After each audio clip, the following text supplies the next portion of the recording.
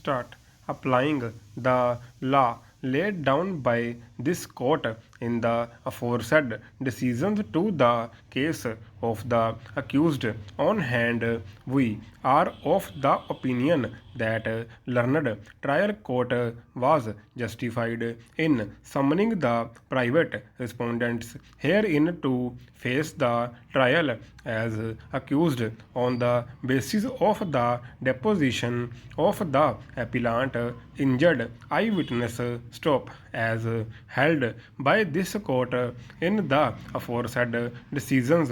The accused can be summoned on the basis of even examination in chief of the witness, and the court need not wait till his cross examination stop if on the basis of the examination in chief of the witness the trial court is satisfied that there is a prima facie case against the proposed accused. The court may, in exercise of powers under section 319 CRPC 1973, array such a person as accused and summon him to face the trial stop. At this stage, it is required to be noted that right from the beginning, the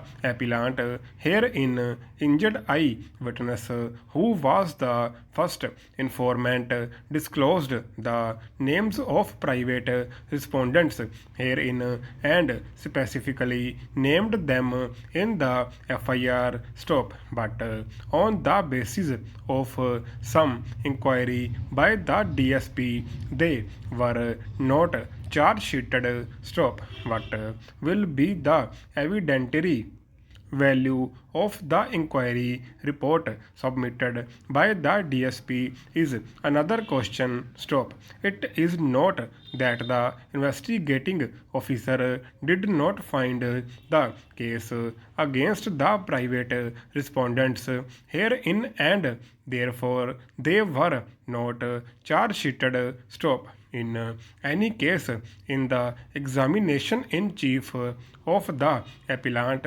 injured eye witness, the names of the private respondents herein are disclosed stop. It might be that whatever is stated in the examination in chief is the same which was stated in the FIR stop. The same is bound to be there, and ultimately the appellant herein injured eye witness is the first informant, and he is bound to again state what was stated in the FIR, otherwise, he would be accused of contradictions in the FIR and the statement before the court stop.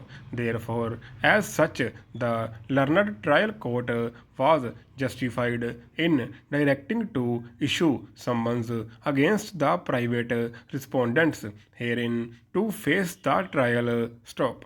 In the considered opinion of this court, this judgment is squarely applicable to the facts of the present case stop.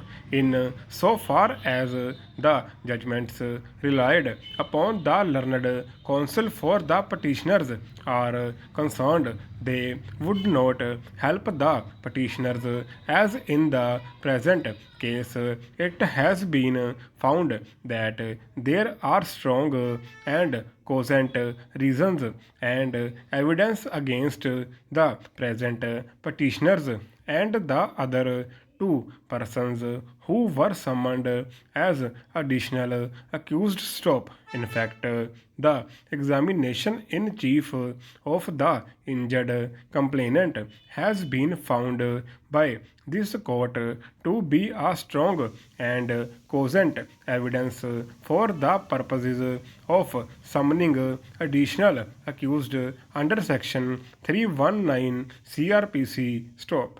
In view of the aforementioned facts and circumstances, this court does not find any merit in both the present petitions, and the same are hereby dismissed. Stop.